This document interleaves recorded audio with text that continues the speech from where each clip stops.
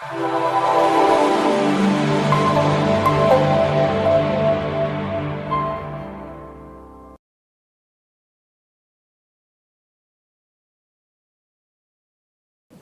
안녕하세요. 저는 대한축구협회 전임 강사 백영철이라고 합니다. 만나 뵙게 돼서 많이 반갑습니다.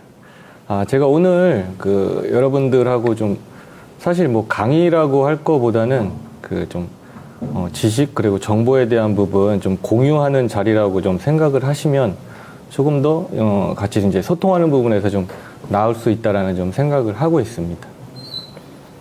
오늘 유소년 청소년 훈련 방향성에 대해서 여러분들하고 좀 대화를 좀 나눠보도록 하겠습니다. 제가 은사님 통해서 몇 해 전부터 좀 책을 좀 해마다 좀 구입해서 좀 보는 것들이 있는데요.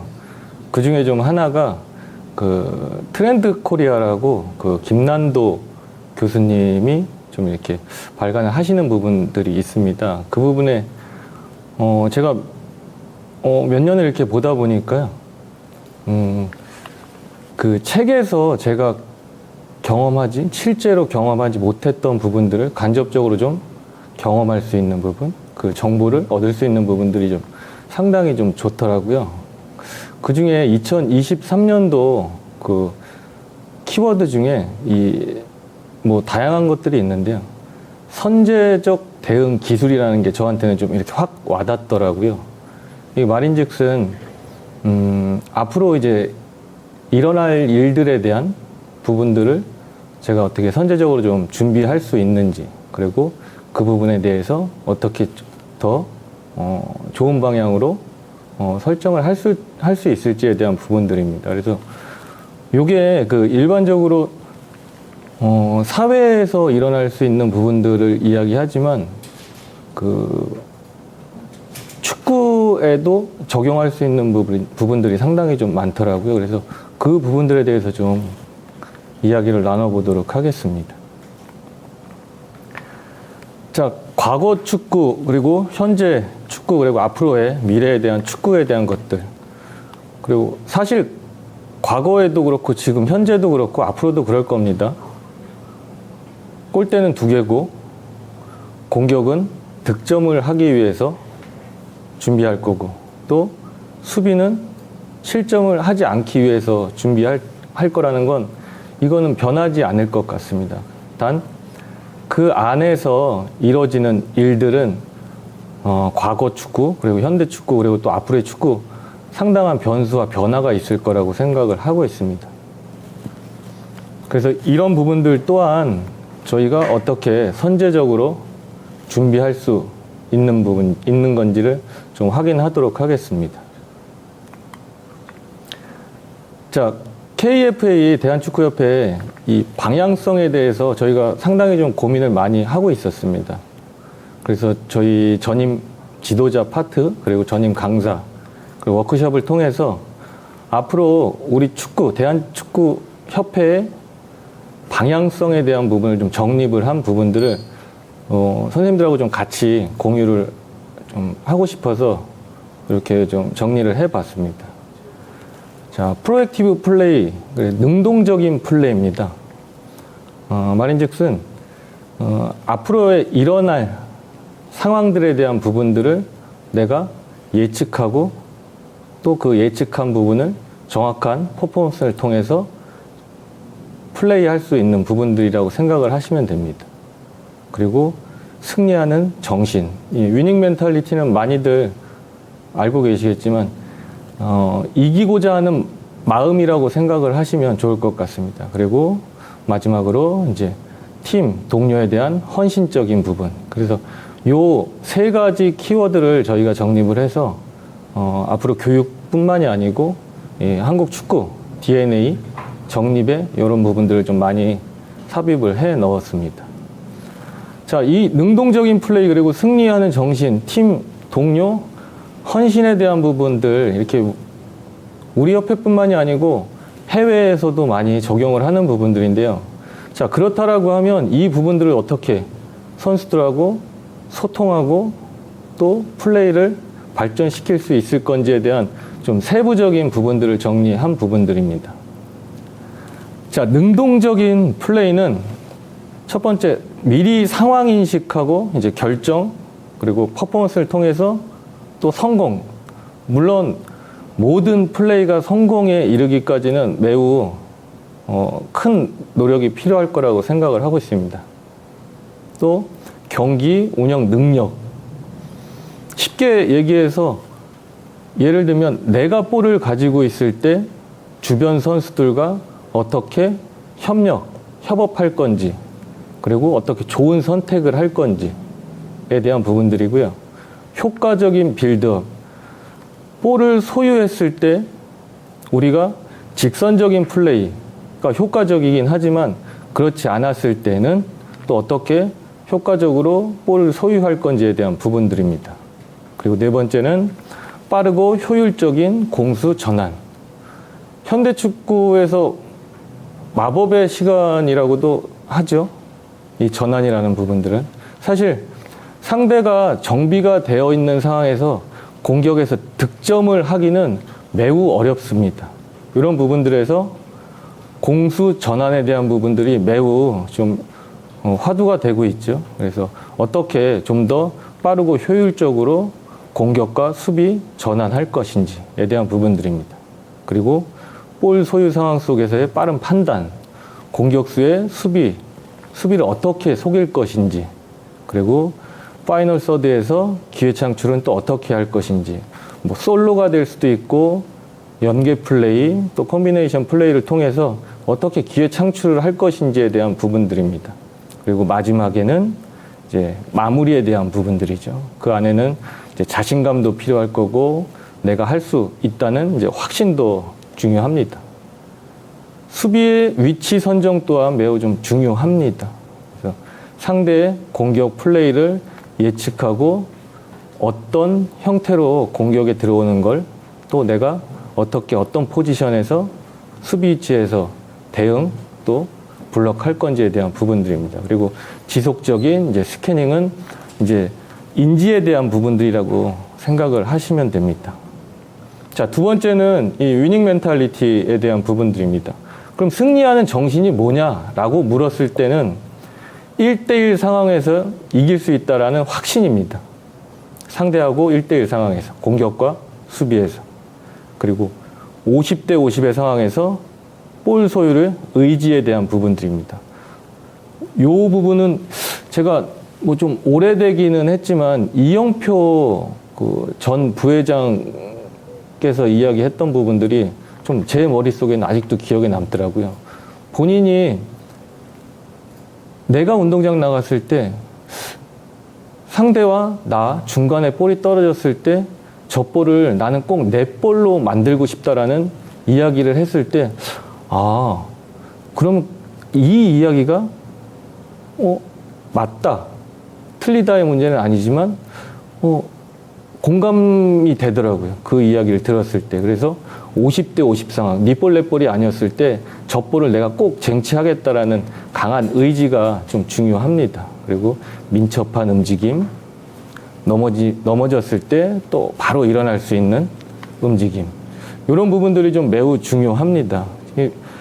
현재 유소년 경기 대회를 좀 많이 참관을 하고 있습니다. 협회 전임 지도자 그리고 전임 강사들이. 예전과 조금 다른 부분은 이런 멘탈적인 부분에서 그 전보다는 조금 더 선수들이 보완을 해야 되지 않을까라는 좀 생각은 하고 있습니다.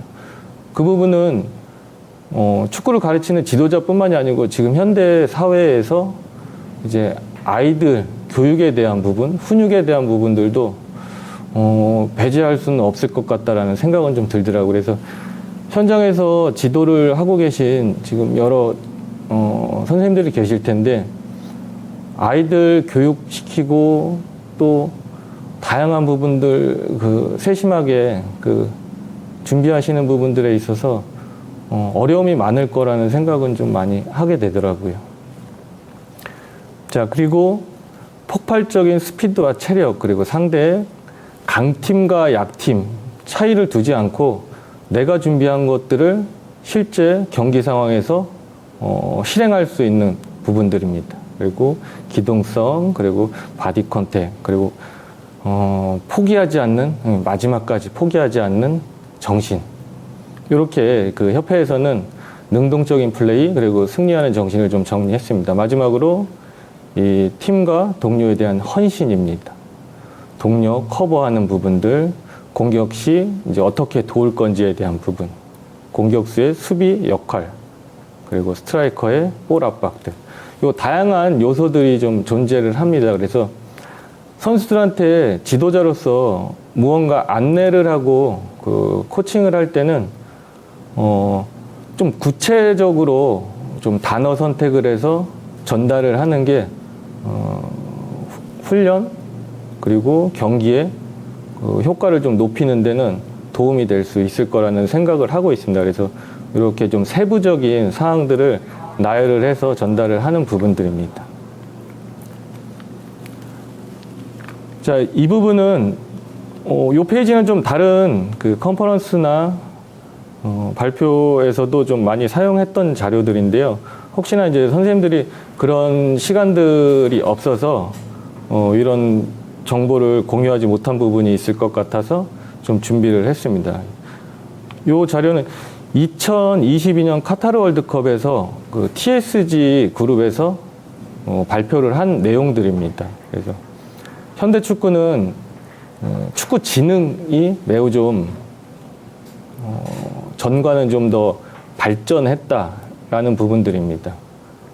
첫 번째는 볼 소유 컨트롤에 대한 부분들입니다. 이제 포지션에 대한 부분들이고요. 두 번째는 이제 플레이 국면. 플레이 국면은 공격과 수비, 그리고 공격 전환, 수비 전환, 그리고 세트 피스. 이런 축구 경기에서 나올 수 있는 상황들에 대한 부분을 정리한 부분들이에요. 그리고 볼 리커버리 타임. 요거는 우리가 볼을 잃었을 때 다시 재차 볼을 탈환하는 부분, 요 시간을 이야기합니다. 그리고 라인 브레이크에 대한 부분들이 좀 많이 강조가 됐고요. 그 라인 브레이크 할 때도 미드필드와 수비 라인 사이에서 이제 볼을 받는 부분을 이제 리셉션이라고 좀 정리를 했습니다. 피파에서는. 그리고 수비 라인 높이와 팀 간격에 대한 부분도 많이 강조가 됐고, 팀의 형태에 대한 부분도 매우 좀 강조를 했습니다. 이 팀의 형태에 대한 부분을 좀 더 말씀드리자면, 우리가 포메이션이 존재를 하죠. 근데 4-4-2 포메이션을 우리가 사용을 한다고 해도 공격과 수비의 형태는 달라진다라는 부분입니다. 그래서 4-4-2라고 해도 공격할 때는 3백, 그리고 비대칭으로 빌드업을 하는 팀들도 많고요. 4-4-2 기본 포메이션을 사용을 하더라도 수비 상황에서는 좀 더 수적으로 안정성을 두기 위해서 뭐 5백을 형성한다든지 뭐 극단적으로 6백을 형성한다든지에 대한 부분들입니다. 그래서 팀의 형태는 공격과 수비 상황의 다름을 이제 이야기하는 부분입니다. 그리고 이제 파이널 서드 진입에 대한 부분들인데요. 요거는 우리가 득점을 하기 위해서 마지막 이제 파이널 서드까지 어떻게 진입하는지에 대한 부분들, 그리고 실수 유발에 대한 부분들, 볼 압박에 대한 부분들입니다. 그러니까 월드컵 TSG 그룹에서 이런 부분들을 좀 세세하게 좀 분석을 한 것들이요. 사실은 그 내용들이 너무 방대해서 저희가 이제 좀 축약해서 이렇게 전달을 하는 부분입니다. 자, 처음에 볼 포지션에 대해서 나왔었는데요. 요 볼 소유 그리고 경기 결과 상관관계를 요 도표로 한번 정리를 해본 것입니다. 그래서 16강 16경기 모든 경기랑 아르헨티나 그리고 프랑스 전 경기 25경기 결과를 이렇게 도표로 좀 나타난 부분들이고요. 실제로 2010년 월드컵이죠. 스페인. 그리고 2008년 유로 2008에서도 스페인. 그리고 우승팀이죠. 그때 당시만 해도 티키타카라고 해서 볼 소유를 좀 점유율을 좀 높여서 상대를 제압하는 그 플레잉 스타일이 화두가 좀 많이 됐었죠. 그리고 거기에 따라서 우리 아시아권도 마찬가지고 뭐 프로팀, 유소년 상관없이 그런 포지션에 대한 부분들을 좀 많이 신경을 썼던 걸로 기억을 하고 있습니다. 그리고 실제로 훈련이나 이제 경기도 그런 형태의 모델들이 좀 많이 적용이 됐었고요. 근데 실제로 이번 월드컵에서는 7경기 볼 점유율이 높은 팀이 패배한 경우들이 있습니다. 그리고 6경기는 이제 기타고 12경기는 볼 점유율이 낮은 팀이 이제 승리를 한 부분들입니다. 그래서 축구 경기에서 볼 점유율이 결과를 도출해낸다라는 건 아니다라는 요 부분들이 이번 월드컵에서 좀 확인이 됐습니다. 네, 라인 브레이크에 대한 부분들이고요. 요거는 아르헨티나와 우리나라를 조금 구체적으로 좀 분석을 한 부분인데, 실제 이 라인 브레이크에 대한 부분들도 뭐 이전에 없었던 거냐라고 질문을 한다라고 하면 그렇지는 않습니다. 이전도 그리고 앞으로도 계속 이러한 부분들은 발전을 시켜야 되는 부분이라고 생각을 하고 있습니다. 그래서 라인 브레이크에 대한 뭐 다양한 이제 방법에 대한 부분들인데요. 요즘은 그 유닛을 이렇게 나눠서 분석을 합니다. 그래서 상대 뭐 예를 들면 이제 수비 블럭이라고 이해를 하시면 좋을 것 같습니다. 그래서 유닛이 4개의 블럭으로 나뉘어진 이제 팀도 있고, 또 3개의 유닛으로 나눠진 팀도 있고, 2개의 유닛으로 좀 나눠진 팀도 있습니다. 그래서 앞서 말씀드렸던 것처럼 6-4의 형태, 이제 2개의 블럭을 형성하는 수비 형태가 존재하고, 4-4, 예를 들면 4-4-2 형태라고 하면 이제 3개의 유닛, 이제 블럭이 형성이 되겠죠. 그리고 4-2-3-1 형태라고 하면 이제 4개의 블럭이 형성이 될 거고, 그래서 이런 블럭을 어떻게 무너뜨릴 건지에 대한 것들이 매우 중요하게 생각을 하고 있습니다. 그래서 이 수치들은 시도하고 성공한 부분들을 이렇게 정리한 부분들인데요. 이 방법도 우리가 라인을 깨기 위해서 할 수 있는 것들이 오버에 대한 부분, 쉽게 얘기해서 우리가 머리 위로, 선수의 머리 위로 패스를 하는 부분들, 그리고 또 하나는 이제 상대 수비와 수비 사이를 통과하는 이제 패스, 그리고 측면에서의 이제 어라운드가 나올 수 있습니다. 그래서 어라운드는 언더 또는 오버랩 같은 부분을 생각하시면 됩니다. 자, 그리고 요 득점에 대한 부분 분석한 것들입니다. 그래서 마지막 이 파이널 서드에서 어떻게 득점이 나오는지, 그리고 어느 지역에서 어느 분포가 있는지에 대한 것들입니다. 그래서 실제로 저희가 1번과 2번, 4번 그 지역에서 득점이 가장 많이 나오고 있습니다. 그리고 1번, 2번, 4번 중에도 이제 1번 지역에서의 득점이 가장 많이 나오고 있습니다. 제가 이 도표를 보면서 좀 느낀 부분은, 저희가 실제 그럼 훈련은 어떻게 준비를 하고 있는지를 좀 질문을 하게 되더라고요. 제 스스로한테. 그랬을 때 이 박스 안에서, 그리고 박스 안에서도 이 중앙 지역에서 어떻게 훈련 구성을 하고 우리가 진행을 했었는지, 실제로 뭐 제가 지도자를 했을 때는 사실 크로스 훈련에서는 이런 부분들이 좀 많이 나올 수 있을 것 같은데, 실제 필드 훈련에서 이 박스 안에서 득점하는 부분들 훈련을 시간 할애를 많이 했나라는 좀 생각은 하게 되더라고요. 그래서 앞으로 선생님들이 지도를 하실 때 분석을 하고 그리고 통계를 보고 그 통계에서 좀 방법을 찾는 부분들도 매우 좀 효과적일 수 있을 거라는 좀 생각을 하게 됐습니다.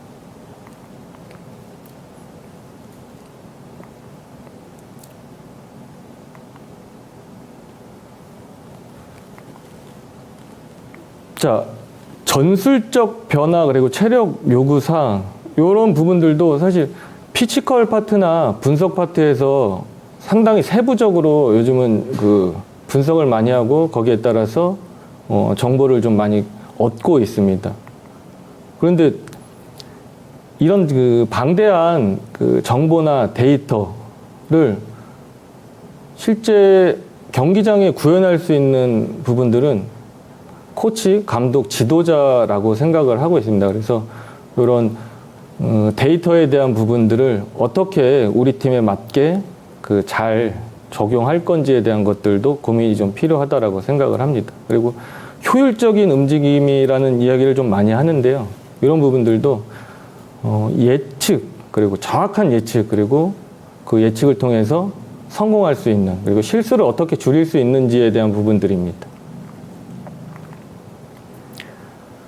제가 지금 요 세 분은 지금 협회에 연령대 대표팀 감독으로 지금 활동을 하시는 분들입니다. 그래서 개인적으로 요번에 보수 교육을 준비하면서 좀 여쭤본 부분들이 있어요.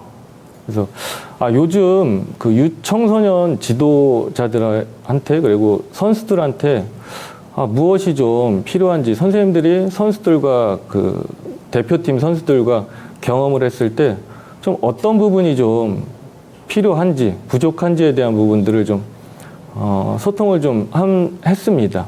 그래서 김은중 감독하고 제가 개인적으로 그 인터뷰를 했을 때 그 반응에 대한 부분을 많이 좀 강조를 했습니다.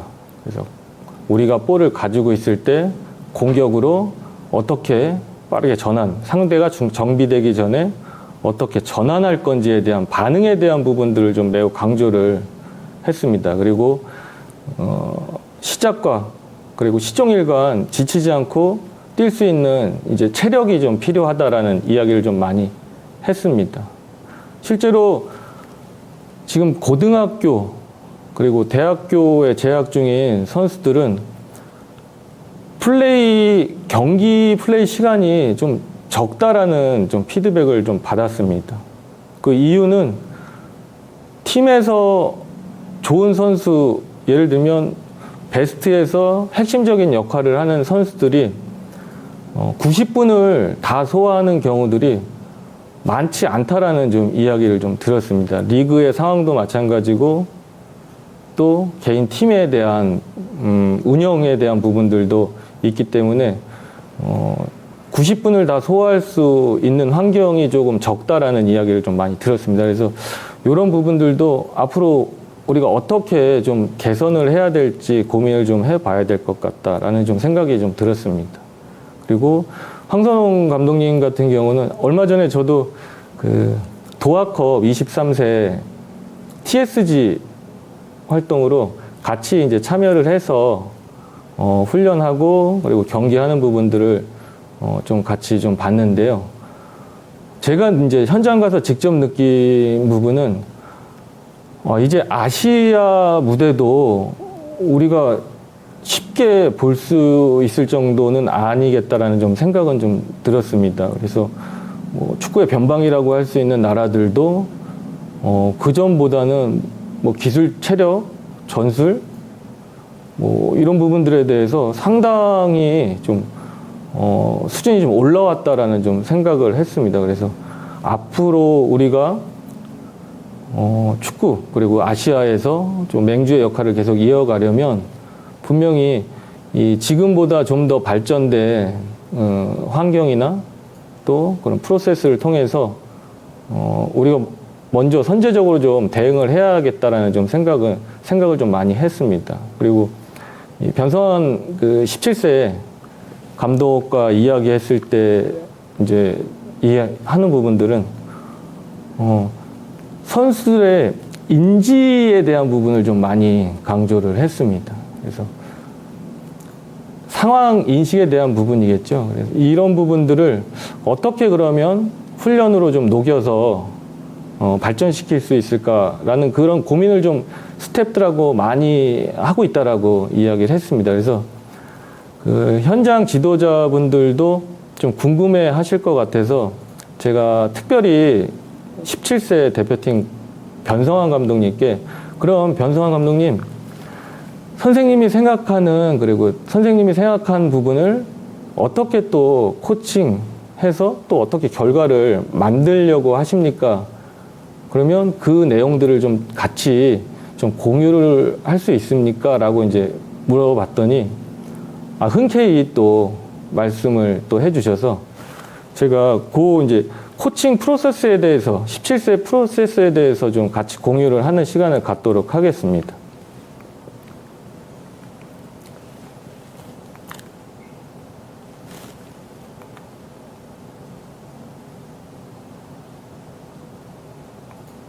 자, 여기 앞에 확인할 수 있듯이 팀의 철학을 먼저 정립을 하고 그리고 이제 게임 모델 그리고 플레이 원칙에 대한 부분들을 이제 정리한 부분들입니다. 그리고 경기 그리고 훈련 영상 그리고 분석 미팅 상황에 맞는 훈련 이렇게 이 코칭 프로세스를 적용하고 있습니다. 정립을 해서 적용을 하고 있었습니다. 17세 같은 경우는.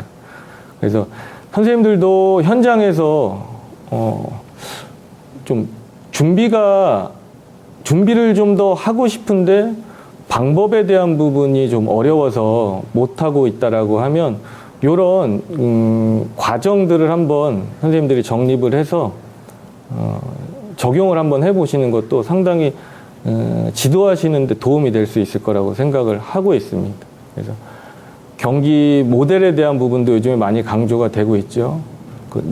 경기 상황의 4가지 이제 국면, 공격과 수비, 그리고 수비 전환과 공격 전환에 대한 부분, 그리고 세트 피스에 대한 부분, 그리고 이런 이제 공격적인 이제 경기 모델, 게임 모델을 이렇게 나눠 놨다라고 하면 이제 그 하부적으로 공격의 그럼 메인 원칙, 또 하부 원칙, 또 2차 하부 원칙 이런 것들을 선생님들이 좀 정립을 해서 그 팀을 이제 만들어 나가는 과정이 있다라고 하면 선수들과 소통하고 훈련하는데 훨씬 더 용이할 수 있을 거라고 생각을 하고 있습니다.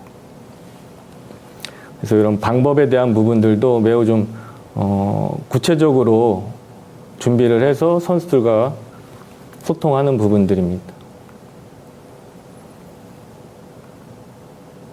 자, 이 부분은 상대 팀을 그럼 어떻게 분석하고 그 분석한 부분을 토대로 또 어떻게 훈련 그리고 경기할 건지에 대한 과정들이라고 생각을 하시면 됩니다. 그래서 상대 팀 분석을 통해서 이제 상대의 강점과 약점을 찾아내고 그리고 이제 경기를 어떻게 계획할 건지에 대한 부분입니다. 그것도 공격과 수비 그리고 전환 상황은 또 어떻게 할 것인지 그리고 그런 부분들을 훈련으로 구성하고 진행하는 부분들 그리고 경기 마지막 이제 명확하게 경기 플랜을 갖고 경기를 진행하는 부분들입니다. 그래서 제가 17세 프로세스를 보면서 느꼈던 부분들은 이 원 팀이다라는 좀 생각을 많이 하게 됐습니다. 이런 과정들을 그리고 이런 방법을 찾기 위해서 끊임없이 연구하고 탐구하고 그리고 소통하는 모습들에서 이 팀은 정말 이 좋은 이 프로세스는 좀 현장에 계신 여러 선생님들과 공유를 좀 하면 좋겠다라는 좀 생각이 들었던 이 부분이 이런 부분들입니다. 자, 그런 분석을 했다라고 하면 그럼 어떻게 이 공략할 건지, 대응할 건지에 대한 부분들도 구체적으로 이렇게 정리한 부분입니다. 상대가 상대의 이제 강한 이제 장점인 를 활용한 빌드업.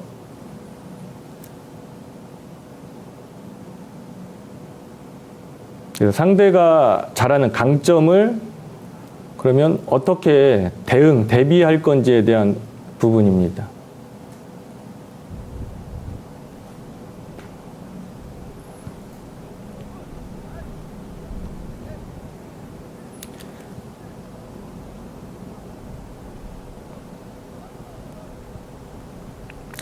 근데 이 훈련은 드릴 형태에 가깝죠. 저희가 지금 계속 강습회에서 드릴 형태와 이제 플레이 형태에 대한 강점과 약점에 대한 것들을 설명을 하고 있는데, 이런 훈련은 이제 드릴 형태에 가깝습니다. 그래서 대표팀 같은 경우는 단기 이제 소집을 하고 또 다시 본인들의 팀으로 돌아가는 상황들이기 때문에 대회를 준비하다 보면 팀의 조직 그리고 감독의 색깔을 입히기 위해서 이렇게 드릴 형태의 훈련 프로그램을 구성하기도 합니다.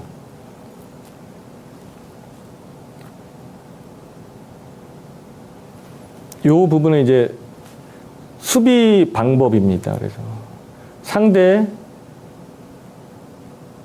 후방 빌드업에 대한 부분이고요. 어떻게 수비할 건지에 대한 이제 구체적인 포지션별 역할에 대한 부분들을 선수들과 이제 정리를 해서 소통하는 부분들입니다. 그래서 하이 프레싱이죠. 이 부분은 상대 진영에서의 이제 압박.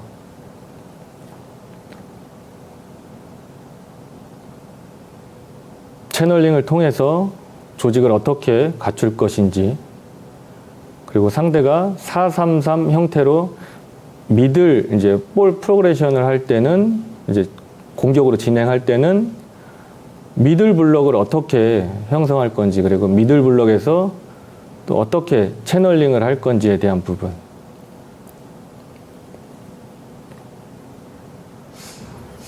요런 이 디테일함이 상당히 좀 긍정적이더라고요. 준비를 하는 과정에 있어서.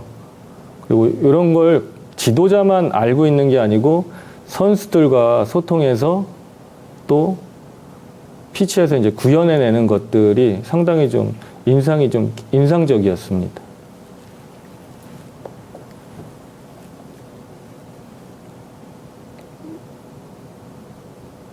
상대의 이제 롱볼에 대한 대비도 마찬가지고요.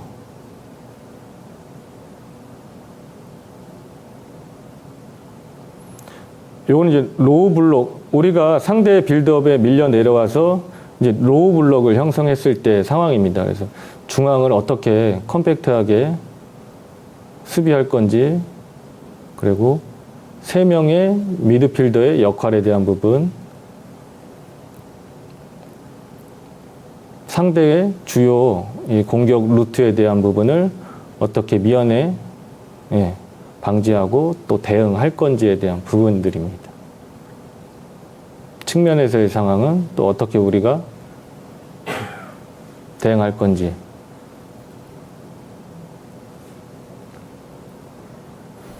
자, 이런 부분들을 애니메이션으로 준비를 해서 이제 실제 미팅 후에 훈련을 하는 모습들입니다. 물론 이 또한 이 훈련도 드릴 형태의 훈련이라고 이해를 하시면 좋을 것 같습니다. 그래서 실제 공격과 수비 전환 상황이 일어나는 상황은 아닙니다. 그래서 드릴 형태입니다. 그래서 패턴, 반복이 되는 부분들, 그리고 우리 팀의 팀 조직 훈련을 할 때 필요한 부분들이죠. 인지 단계라고 보시면 됩니다. 인지 단계.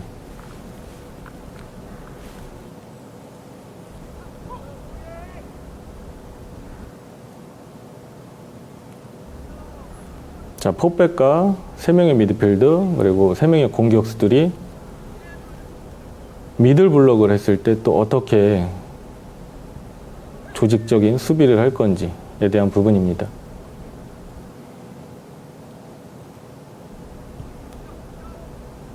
그리고 측면을 우리가 불러갈 것인지 이제 중앙을 불러갈 건지에 대한 부분도 좀 명확하게 지금 코칭이 이루어지는 부분들이고요. 실제로 이 선수들과 이야기를 해보면 사실 그 팀의 준비가 어느 정도 돼 있는지가 좀 명확하게 나오는 것들이 있습니다. 그래서 지도자들도 내가 하고 있는 것이 무조건 답이다라는 생각보다는 주변에 사람들의 피드백을 받아서 좀 더 발전적으로 나가는 상황들이 좀 많을 수도 있다라는 생각이 좀 들기는 하더라고요. 그래서 이 부분에 이제 분석하고 분석을 토대로 훈련을 했던 부분들이 이제 경기장에서 이제 구현되는 상황들입니다. 그래서 실제 이제 경기 상황입니다.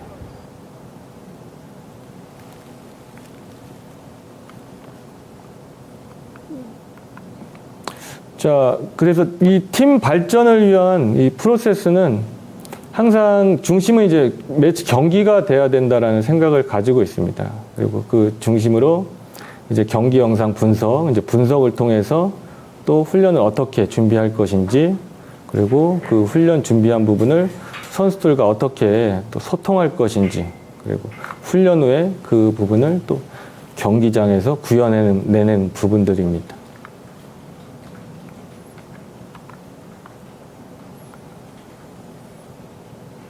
물론 그 팀마다 여기 지금 온라인으로 접속해서 저하고 같이 지금 소통을 하시는 분들도 물론 그 다 다를 거라고 생각을 하고 있습니다. 환경이나 내가 활용할 수 있는 이제 자원이나.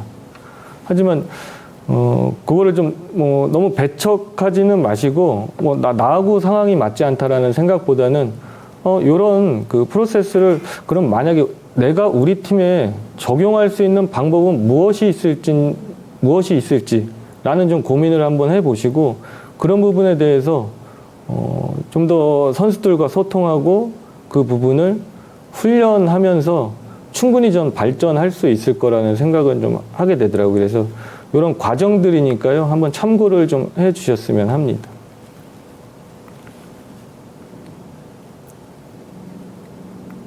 자, 이 부분은 이제 빌드업에 대한 부분입니다. 아까는 이제 수비에 대한 부분을 좀 명확하게 나눠서 했던 부분이고요. 이 부분은 이제 공격에 대한 부분입니다. 공격 전개에 대한 부분.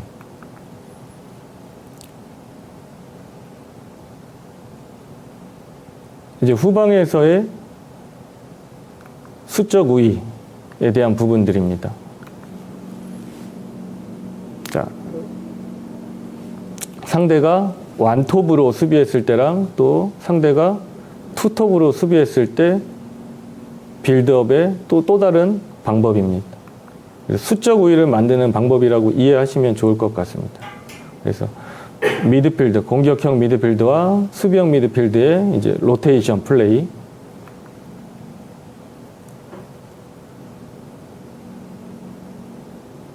또 측면에 우리가 빌드업이라고 해서 다 그 컬렉티브 이제 집단적으로 패스에 의한 그 빌드업만 패스에 의한 공격 전개만이 이제 빌드업이라는 생각은 좀 안 하고 계실 거라고 생각을 하고 있습니다. 그러니까 짧은 패스 그리고 롱볼 그러니까 상대의 수비 형태에 따라서 선택을 하는 부분이지 패스에 의한 것이 빌드업 축구다라는 정의는 아니라는 건 꼭 좀 전달을 해드리고 싶어서 이렇게 좀 말씀을 드립니다. 그래서 상대를 어떻게 유도하고 우리가 원하는 방향으로 공격 전개할 건지에 대한 부분들입니다.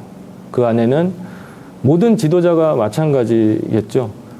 공격할 때는 우리 팀 선수가 한 명이 좀 더 많기를 원하고 또 반대로 수비할 때도 우리 팀 선수가 한 명이 좀 더 많기를 수적 우위를 좀 점하기를 원하죠. 그래서 이런 구체적인 부분들을 좀 정리를 해서 선수들과 소통하고 그런 부분들을 훈련, 경기로 좀 적용시키면 훨씬 더 좋은 경기력 그리고 그 안에서 구성원들이 좀 발전할 수 있을 거라고 생각을 하고 있습니다. 자, 요거는 GK를 활용한 이제 후방 빌드업 상황입니다. 앞서 이제 보셨던 것처럼 모든 훈련 그리고 모든 경기 결과 내용들이 좋지만은 않습니다. 그래서 우리가 보완해야 될 점들에 대한 것들을 이렇게 정리를 해서 선수들과 소통하는 부분들입니다.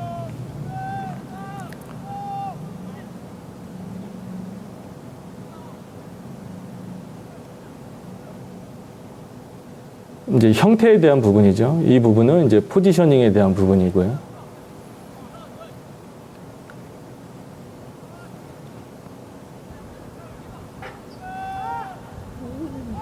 자, 요거는 지금 보완 미흡했던 점을 이렇게 편집을, 경기 상황을 편집을 해서 해결책, 방법에 대한 부분을 좀 찾는 내용이라고 보시면 됩니다.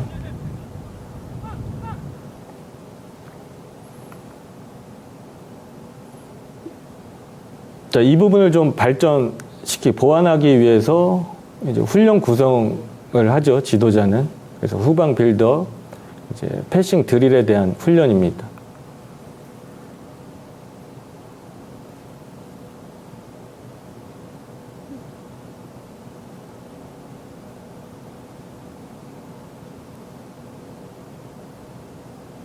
이 애니메이션 확인하시면 뭐 어떤 것을 지도자가 원하는지 좀 명확하게 좀 보실 수 있을 겁니다. 그래서 빌드업 상황의 측면으로 어떻게 수적 우위 또는 형태를 갖춰서 공격 전개할 건지에 대한 부분들입니다.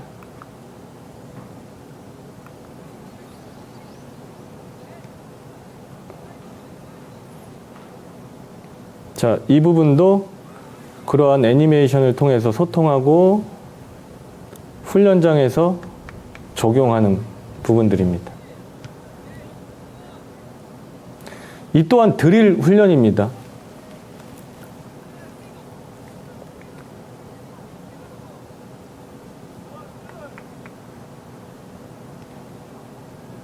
자, 이런 형태를 갖춰서 훈련을 진행하는 부분들이고요.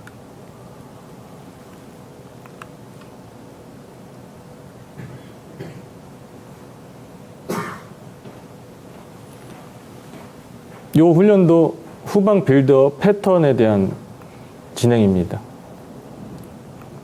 그래서 실제로 피치에서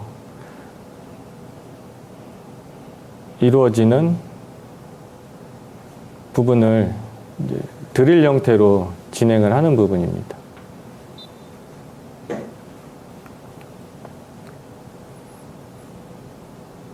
자, 이 훈련은 이 좁은 공간에서 빌드업 능력을 좀 향상시키고자 하는 지도자의 이제 목적이 있습니다.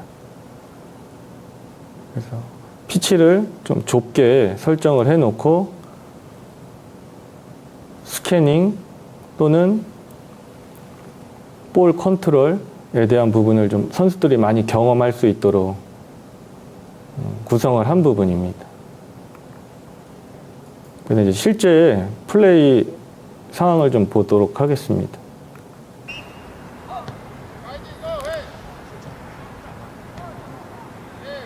좁은 공간에서의 볼 컨트롤 능력들, 패스 컨트롤, 또 리시빙, 그리고 형태에 대한 부분, 바디 쉐입에 대한 부분들이 이제 복합적으로 경험을 할 수 있겠죠. 이런 형태의 훈련을 진행을 하면. 그리고 특히 요즘은 이제 GK 후방 빌드업 할 때 GK의 또 이 발밑 능력도 상당히 중요합니다. 그래서 같이 이제 훈련을 시키는 것들도 선생님들이 현장에서 고려해 보시면 도움이 될 수 있을 거라고 생각합니다.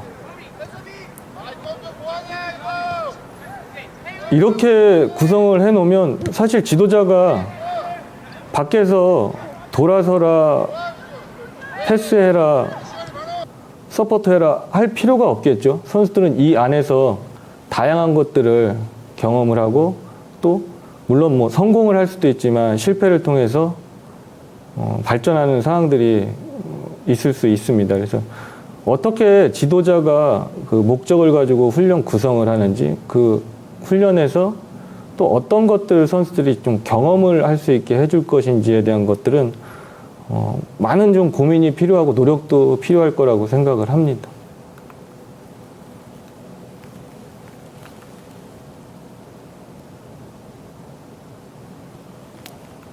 자, 이런 부분들은 이제 플레이 형태의 훈련이 되겠죠.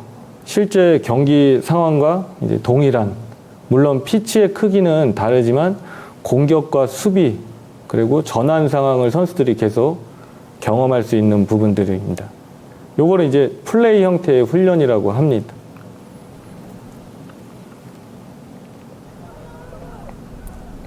경기 모델과 플레잉 스타일 그리고 전술적인 부분은 같지만 지금 하는 훈련은 이제 상대의 실제 압박이 있는 실제 경기 상황과 흡사하죠. 이런 부분들을 플레이 형태의 훈련이라고 합니다.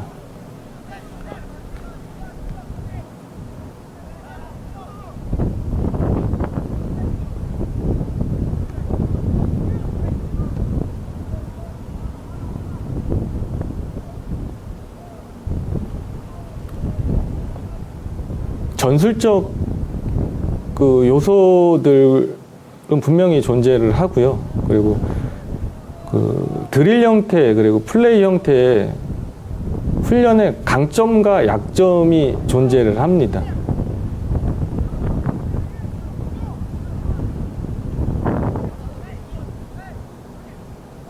자, 드릴 형태 같은 훈련은 기본적으로 상대의 압박이 없는 상황에서 우리가 계속 기본 기술을 습득하는데 상당히 좀 용이하죠. 그 대신 약점은 실제 경기 상황에서 나올 수 있는 것들은 많지가 않죠. 그래서 실제 경기, 예를 들어 볼을 잘 가지고 컨트롤하는 선수가 있는데 경기 상황 가서는 잘 안 되는 이유가 이런 플레이 형태의 훈련 경험이 적은 선수들이 대다수라고 생각을 하고 있습니다. 그래서 훈련 구성을 하실 땐 드릴 형태의 훈련과 플레이 형태의 훈련을 어떻게 적재적소에 사용하실 건지에 대한 것들이 매우 좀 중요합니다. 비중에 대한 부분들도 매우 중요하고요.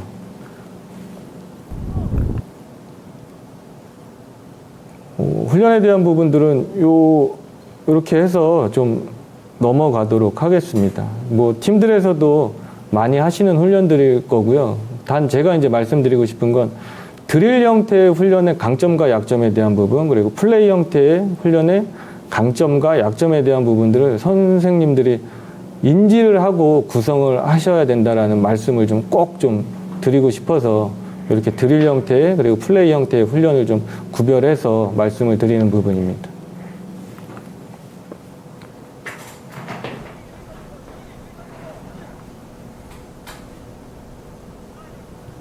자, 이 훈련도 마찬가지로 공격과 수비를 같이 경험을 할 수 있죠, 선수들이. 그럼 자연적으로 이제 플레이 형태의 훈련이라고 생각을 하시면 됩니다.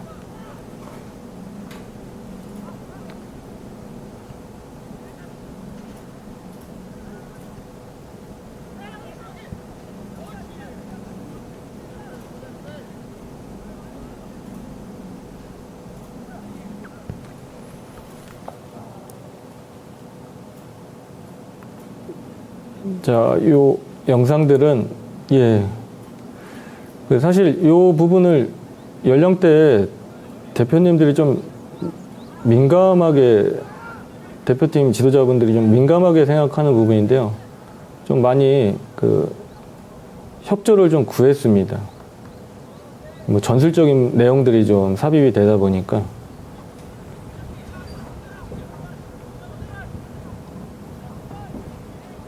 GK를 활용한 빌드업, 이제 후방 빌드업을 어떻게 훈련할 건지에 대한 부분들이고요. 앞서 그 세부적인 그리고 선수들의 이런 로테이션 플레이에 대한 부분들도 애니메이션, 그리고 훈련 구성, 그리고 경기에서도 계속 확인하실 수 있는 부분들입니다. 그래서 목적은 같고 방법은 좀 다를 수 있다라는 좀 생각은 좀 들더라고요. 그래서 다양한 방법들을 어떻게 현장에서 선생님들이 좀 선택을 하실 건지는 하실 건지가 매우 좀 중요한 것 같습니다.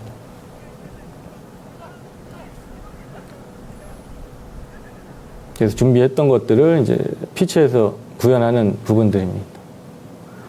그리고 이 내용들은 코칭 프로세스에 대한 부분입니다.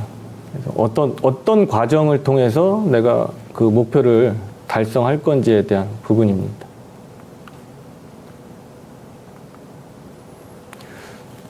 그리고 요 영상은 제가 얼마 전에 2022년 월드컵이 끝난 이후에 그 JFA 그 풋볼 컨퍼런스에서 한 내용들인데요. 요거를 보고 제가 좀 느낀 부분이 있어서 같이 좀 공유를 하면 좀 좋을 것 같다라는 생각으로 한번 좀 영상을 좀 넣어봤습니다. 같이 한번 확인해 보도록 하겠습니다. 이 요시다 이제 일본 대표팀 선수죠. 요시다 선수하고 하세베 선수. 그리고 지금 대담을 나누시는 분은 오른쪽에 화면 오른쪽에 보이는 분이 유스 JFA 유스 디렉터, 그리고 왼쪽이 모리아스 현 일본 대표팀 감독입니다.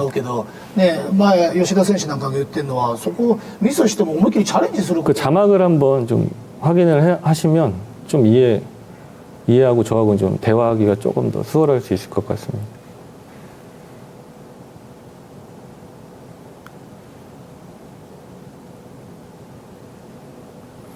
자, 이 내용 중요한 포인트는 실제 경기 상황에서 나올 수 있는 것들을 어떻게 훈련을 할 건지가 저는 이제 그게 핵심이라고 생각을 하고 있습니다. 그래서 우리가 드릴 형태, 플레이 형태에 대한 부분들을 앞서 계속 설명했듯이 상대의 압박, 심한 압박, 그리고 현대 축구에서는 시간과 공간이 부족하고 없다라는 이야기들을 많이 하죠.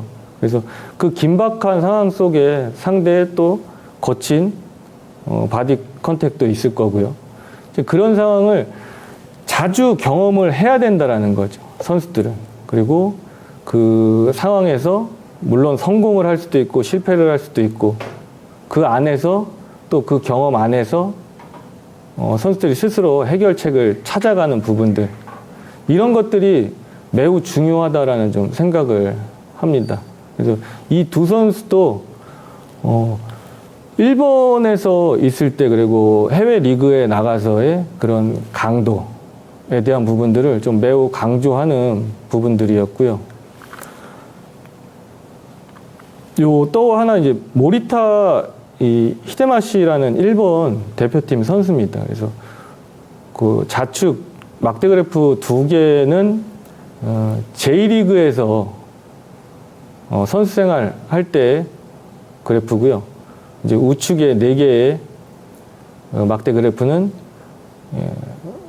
해외 이적 이후에, 포르투갈로 이적 이후에 이제 플레이 강도 그래프입니다. 그래서 좌측에 있는 J리그 소속이었을 때 강도와 우측에 있을 때 고강도, 이 비율이 차이가 납니다. 근데 이 차이가 나는 이유가 일본에서는 사실 그런 고강도 러닝을 하지 않아도 이 선수가 경쟁에서 뒤처지는 경우가 없었다라고 합니다.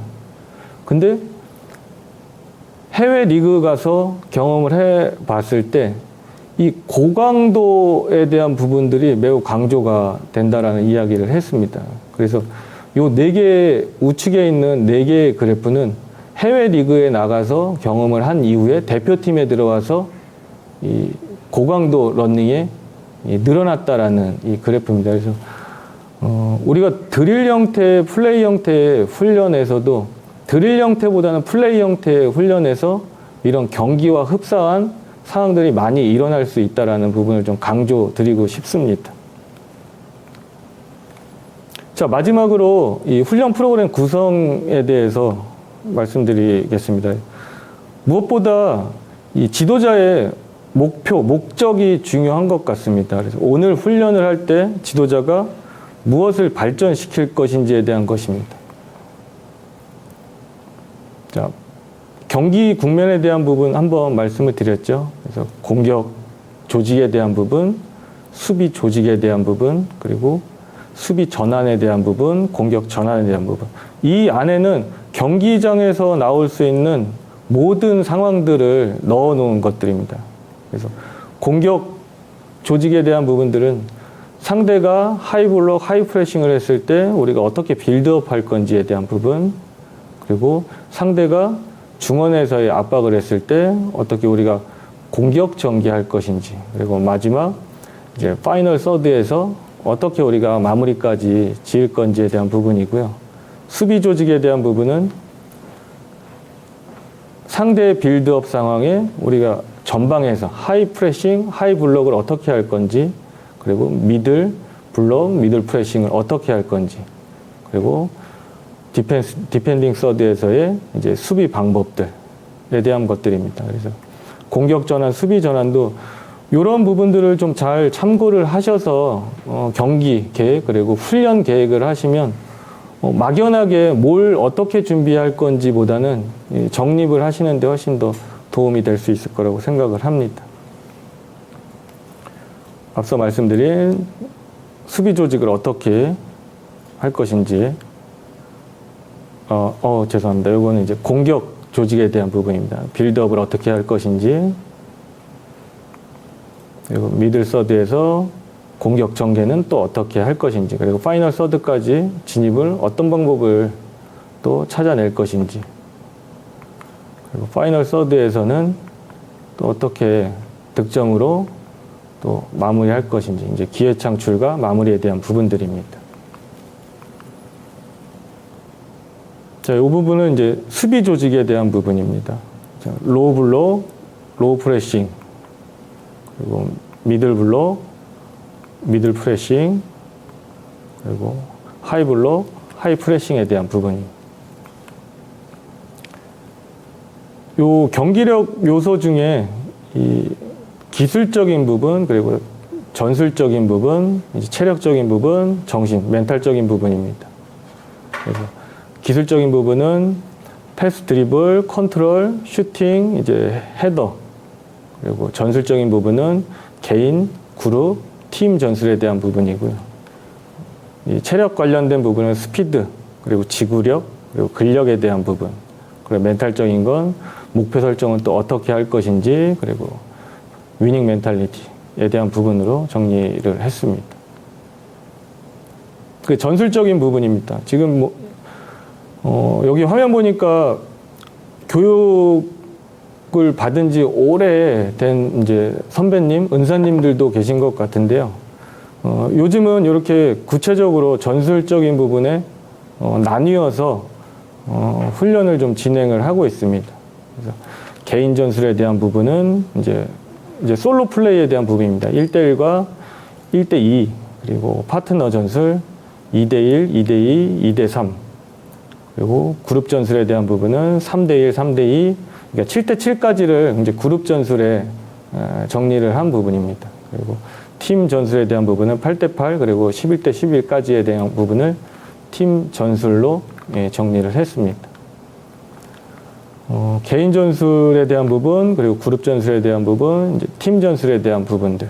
그래서 개인 전술도 요거는 이제 수비에 대한 부분이라고 생각을 하시면 됩니다. 선생님들이 이제 훈련 구성을 하실 때 수비 훈련을 해야 되는데 그럼 어디서 어떻게 훈련을 준비를 해야 될까라는 고민이 있으실 때는 요런 좀 도표 상황을 좀 고려해서 선생님들이 훈련 구성을 하시면 좋을 것 같습니다. 그래서 개인 전술에 대한 부분은 이제 중앙에서의 1대1, 그리고 측면에서의 1대1, 그리고 1대2, 이제 수적 열세인 상황에서의 선수들 경험 어떻게 시켜줄 것인지, 그리고 이제 그룹 전술로 들어가면 백포 그리고 백파이브의 이제 행동들 어떻게 훈련시킬 것인지, 그리고 측면에서의 수비, 그리고 이제 중앙에서의 수비, 그리고 2대1 상황에서의 이제 어떻게 창조해낼 것인지,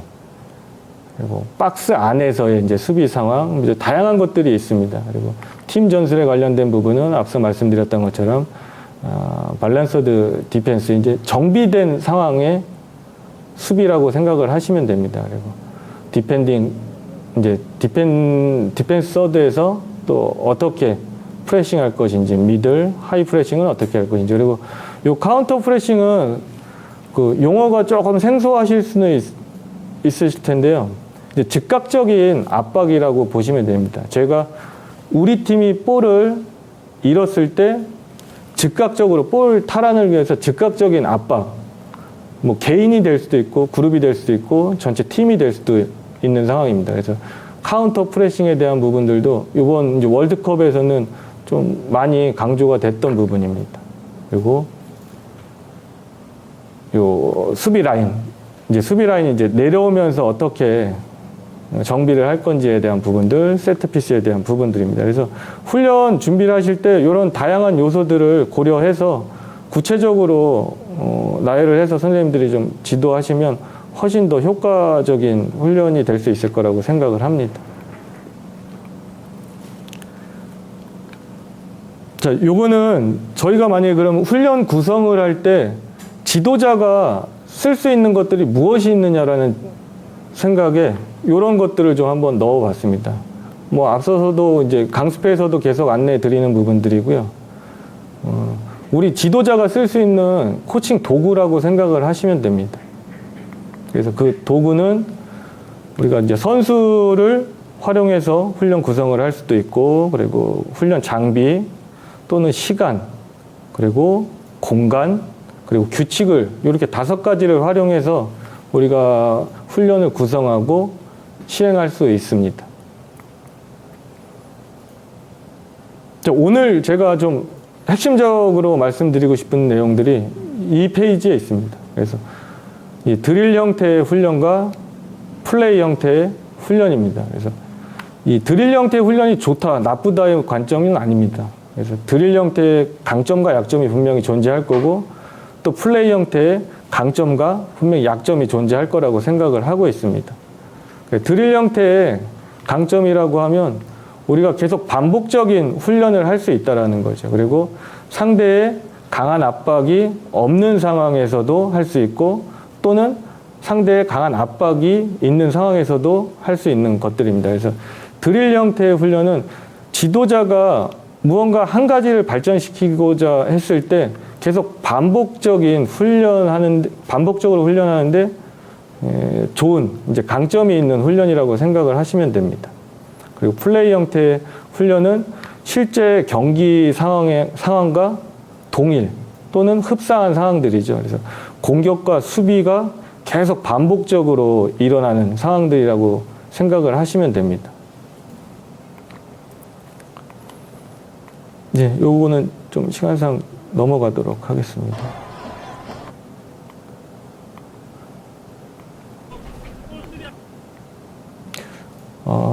드릴 형태의 훈련 내용입니다. 그래서 우리가 기본적으로 기술 훈련을 할 때는 처음 단계, 이제 배우고 적응하는 단계에서는 좀 더 상대의 압박이 없는 상황에서 훈련을 좀 진행하는 것들이 좀 좋고요.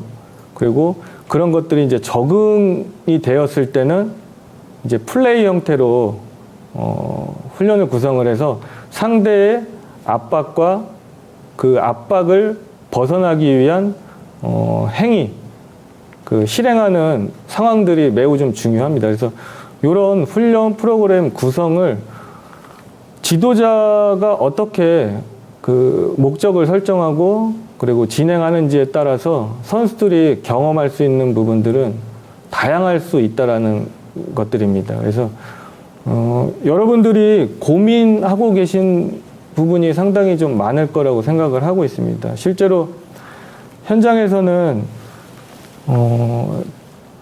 선수들을 지도하는 것 이외에 돌봐야 될 일들이 너무 많다라는 이야기를 좀 많이 듣고 있습니다. 근데 그럼에도 불구하고 현재 그 일선 현장에서 노력하고 계신 그 지금 선생님들이 계시기 때문에 저희 그 대한민국 축구 그리고 유소년 축구가 발전하고 있다라고 생각을 하고 있습니다. 그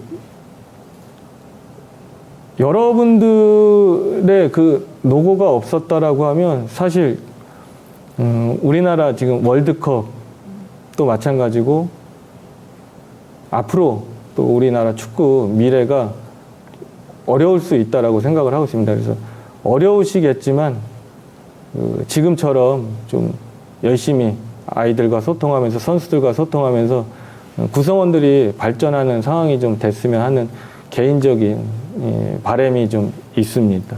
그리고 그 강습회에서도 제가 여러 차례 말씀을 드리지만 아이들이 행복한 세상 그리고 아이들이 행복했으면 좋겠다라는 이야기를 하는데 그런 생각을 많이 하다 보니까 그럼 지도자는 언제 그러면 쉬고 언제 행복을 찾아야 되지라는 좀 질문을 하게 되더라고요. 그래서 아이들이 행복하려면 여기 계신 그리고 지도자분들이 좀 행복해야 될 것 같습니다. 그리고 행복은 좋은 기억이다라는 이야기가 있더라고요. 그래서 오늘도 그리고 좀 좋은 기억을 하나 좀 만들어가는 날이었으면 하는 바람이고요. 여러분들이 좀 행복한 하루하루가 됐으면 하는 소망이 있습니다. 제가 준비한 부분은 여기까지고요. 지금까지 경청해 주셔서 대단히 감사합니다. 혹시 질문 있으시면 질문 받도록 하겠습니다. 질문이 하나 있어가지고 네. 화면에 보시면 선생님들과 소통하는 것은 매우 중요하다고 생각됩니다. 소통 도구인 애니메이션은 어떤 프로그램인지 궁금합니다. 요거는 택티컬 패드도 있고요. 뭐 여러 가지가 있더라고요. 저도 협회에서 좀 제공을 받는 택티컬 패드가 있는데요. 요거는 그 인터넷에 좀 서치를 해보시면 뭐 요것뿐만이 아니고 그 강점이 있는 어플들이 상당히 좀 많습니다. 그래서 뭐 제가 어떤 프로그램이 좋다 나쁘다라고 안내해 드리는 것보다는 한번 서치를 한번 해보시고 혹시나 좀 궁금하신 부분이 있으면 협회나 개인적으로 좀 연락을 주시면 제가 그 분석관 통해서 좋은 프로그램을 안내해 드리도록 하겠습니다. 여기서 그 한 가지를 좀 언급하기에는 좀 부적절한 것 같아서요. 그렇게 좀 안내 드리면 답변이 됐을지.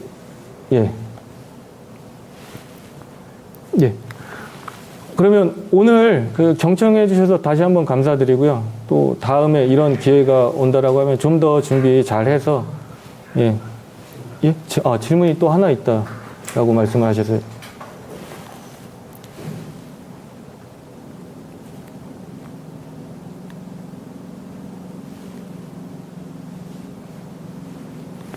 지도자의 목표를 달성하기 위해 드릴 훈련을 실시할 때 상대를 분석한 내용이 포함되어야 하는. 이거는 예를 들면 선생님들이 이제 감독이나 코치 생활을 하실 때 대부분 주말 리그가 있다라고 생각을 합니다. 그냥 저희가 훈련을 위한 훈련은 하진 않잖아요. 그러니까 경기를 위한 이제 훈련 단계인데, 제가 드리고 싶은 말씀은 꼭 상대를 분석하고 드릴 형태, 플레이 형태를 구별하는 것보다는, 저희가 이제 강습회에서 안내드린 부분과 이제 동일한데요. 이제 가이드 단계, 어플라이 단계, 트랜스퍼 단계가 있습니다. 전에 이제 교육을 받으셨던 분들은 도입 발전 경기라는 개념으로 이해하시면 좋을 것 같습니다. 그래서 우리가 그 가이드 단계에서도 플레이 형태, 드릴 형태를 구성할 수도 있고요. 그리고 어플라이, 좀 더 발전된 단계에서 드릴 형태, 플레이 형태 훈련을 구성할 수도 있습니다. 그래서 꼭 상대 분석을 해서 해야 된다라는 그 정의는 없습니다. 그 안에서 지도자가 발전시키고자 하는 부분을 어떤 형태의 훈련을 구성할 건지가 중요한 거지 꼭 상대를 분석을 통해서 포함할 필요는 없다라고 생각을 합니다.